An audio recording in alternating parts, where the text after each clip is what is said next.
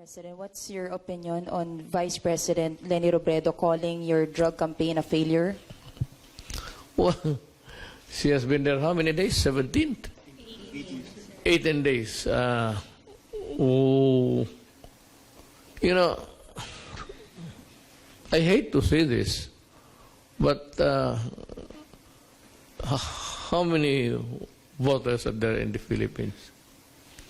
And just do away with the 200,000 plus that she got as a majority over Marcos.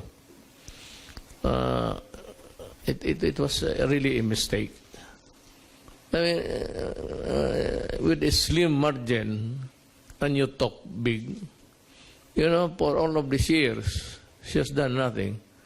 She's a colossal blunder. Colossal blunder. Blunder.